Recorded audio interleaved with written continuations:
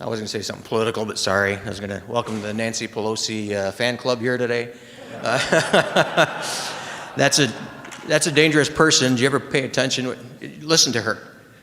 When they were trying to impeach Trump, and this started before he even took his oath of office, when they were talking about impeaching him, and it was time for vote, she told the Democrats, anybody who does not vote yes will not get any money for their next campaign. Isn't that a crime? What do we call that? Extortion? Oh my goodness. She took away our senators, our representatives, and told them either you do it my way or it's the highway. Wow. So what I want to do today is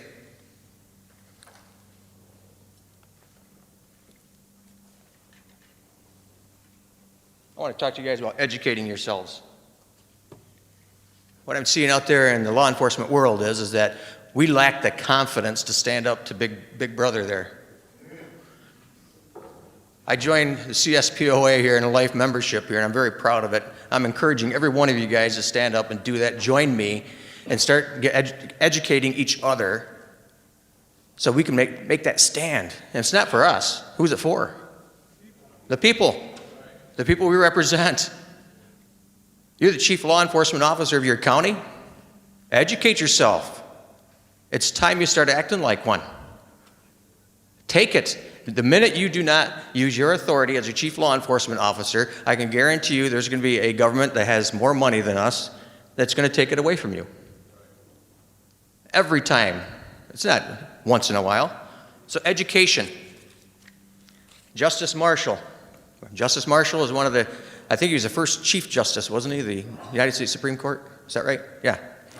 The Constitution is superior to an ordinary act of the legislature, and a law repugnant of the Constitution is what?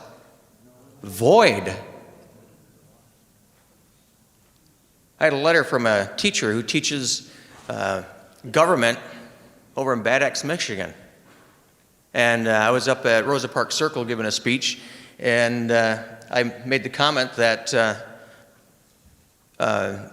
we are the chief law enforcement officers, and what is the supreme law of the land? What is it? The Constitution, the United States Constitution. Anything repugnant to it is what? Void. Yes. I got a letter from him saying, hey, you can't do that. You can't interpret the Constitution. That's up to the courts. I sent a letter back saying, I'm not interpreting it, I'm enforcing it.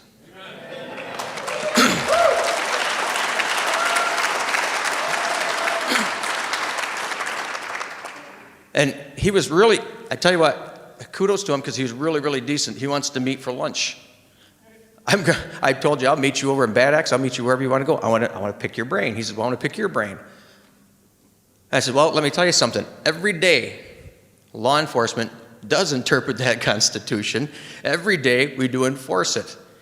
But how many times do we go into the police academy do they go out and teach us about what the term we, the people, actually means? What do they teach us? They teach us what the courts are telling us, right? And I hate that phrase, case law. And the Institute of Constitution's got a video out. It's called the Case Against Case Law. The phrase itself is a lie. Do courts make law? Who makes law? we got a pretty good educated group out here. The courts do not make law. There's 3 branches of government. Did you know that's biblical too? Yes. God divided up powers. So it's not something that we started. God started it. Thanks, Rod. So when the courts say, oh, this is case law, and now I hear the courts are claiming that their rulings are now common law. I'm going, wow, did you make a ruling on the 10 Commandments or something like that, you know? It drives me crazy. And you have to educate yourself so you can stand up to the judges, because that's part of our problem here in this country, is we don't really have judges, we have activists. You get this money flowing in from that short guy, what was his name, Bloomberg? You get money flowing in from him. He's trying to rewrite this country, basically, rewrite the Constitution with his money. The Constitution protects us from that. But we, the people, actually is Hebrew for ham, the people. It's 159 times in the Bible it talks about the people. And it signifies the militia of the 12 tribes of Israel. And I don't want to talk about militias and all that stuff, folks. You know, you guys are, how many of you guys went to 2A counties? Did you guys, commissioners, vote on it, go to 2A counties? We're still waiting on it with our commissioners. It's funny because people ask me, Sheriff, when do we go 2A? I'm going, well, we're 1, 2, 3, 4, 5. We're all of them. Well, when you start looking at the duties of the militia, it isn't just about picking up guns and defending the ground. It's also about the grand juries and the petite juries. We're protecting the laws. So there's a couple of functions that we don't get taught about. I didn't get that in high school, did you? Anybody here get that in college? The police academy? This is what I'm talking about. Start educating yourself and start educating your public. I'm telling you folks, when you lead, when you take that lead, when you take that stance, I took that stance. I was on Fox News because they said, oh, I was defying the governor's orders. And I'm going, well, I didn't really defy governor's orders. What I did was I said, we're going to use some common sense when it comes to this virus. I'm in Berry County, Michigan. We have, thank you.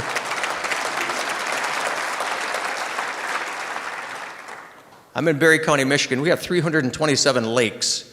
My deputies, during the summer months, well, we have seasonal employees that go out and patrol those lakes so people can actually enjoy it without killing each other out there. We've got some lakes you can almost walk across from boat to boat. Sometimes you get that busy, usually 4th of July. Here it was March, and our governor was saying, hey, we don't want you out on your motorboats because of this COVID. And I'm going, what the? We don't go out till May patrolling them, you know, so if you want to go out in your motorboat, go out on your motorboat. So I made that public statement. And I don't care what virus it is, whether it be the cold virus, whether it be this COVID, the flu virus, don't care. When you're out in a boat away from everybody, I don't think the virus is going to swim out there and infect you, is it? So that little comment, all of a sudden, next thing you know, I got Fox News calling me and, hey, we want to interview you. Okay, let's go. Right off the bat, they tried leading on up. This sheriff here is defying the governor's orders, defying the governor's orders. When they got on there, first thing out of my mouth was, I never said that. I'm not going to play their game. I don't know, I just see they're more interested in selling toothpaste and Toyotas than they are of getting the truth out to you. And folks, we need to go out and start selling that, not selling, but handing out that truth to people. Start educating people.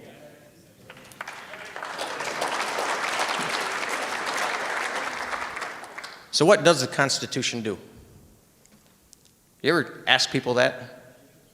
What's the proper role of government? That's a 4th grade question. My son got it right, by the way. What is the proper role of government? And I tell everybody, ask everybody who's running for office that simple question. And eventually, they'll be ready for it. And eventually, maybe they'll start listening to it. The proper role of government is protecting our rights. It's not that difficult. So you got 3 branches of government. So what is the Constitution doing?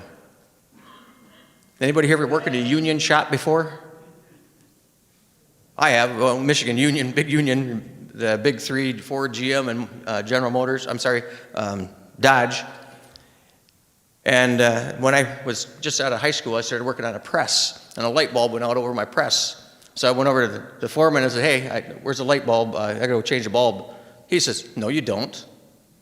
I said, it's just a light bulb. He says, it's not your job. I'm sitting here going, oh, geez, I brought up my whole life changing light bulbs. Doesn't matter. It's a maintenance job. And if you start looking at that foundation that he just set with me, with how the unions work, what's the legislature's job?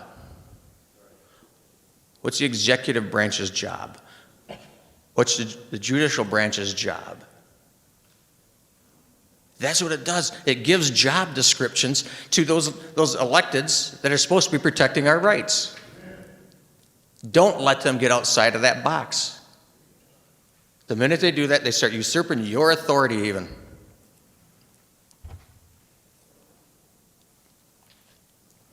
Bill of Rights. Did that Bill of Rights grant us rights? Anybody?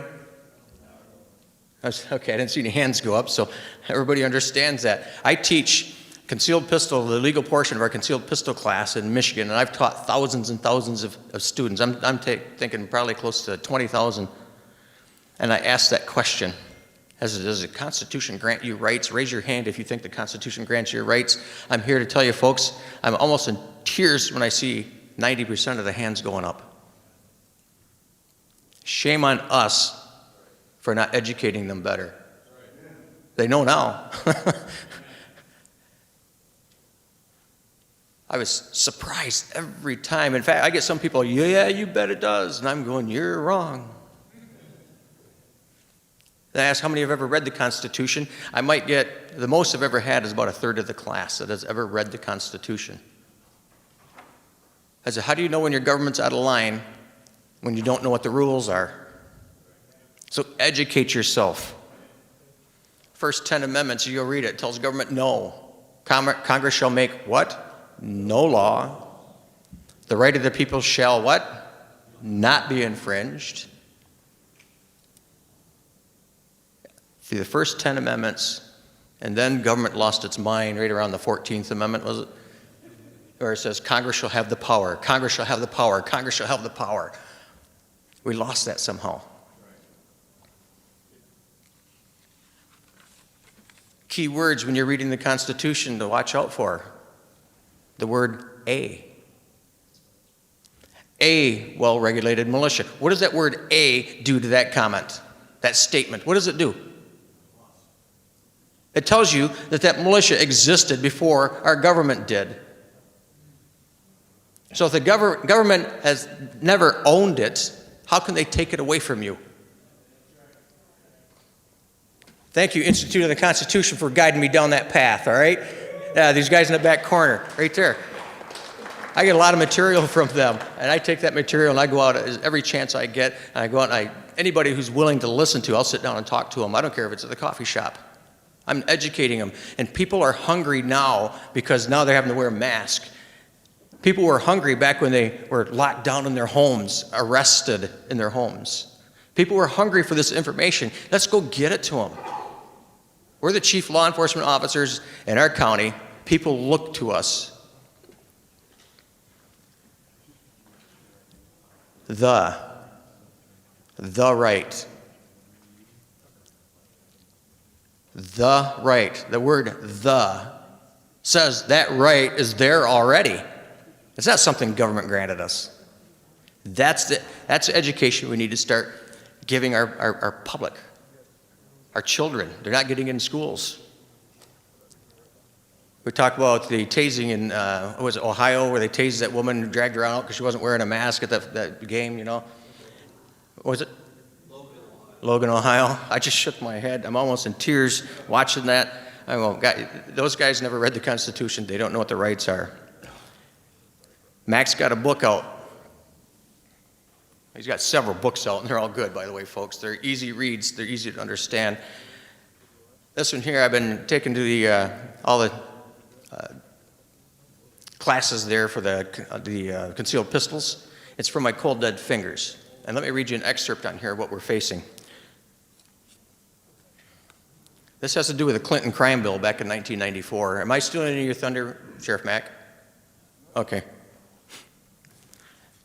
This is a quote directly from the Clinton crime bill.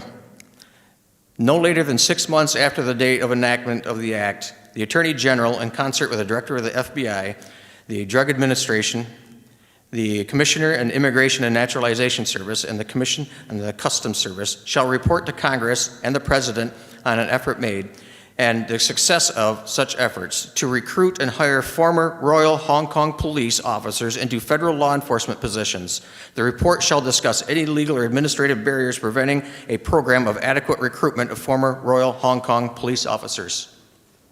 Our government was going to go out to a communist country and recruit Royal Hong Kong police officers to enforce that Brady bill. And did I get that correct? That's what we're facing. Through the United Nations, yes.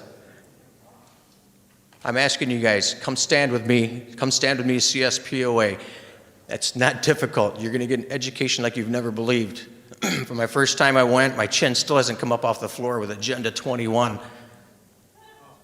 Now it's Agenda 2030. It's on steroids now.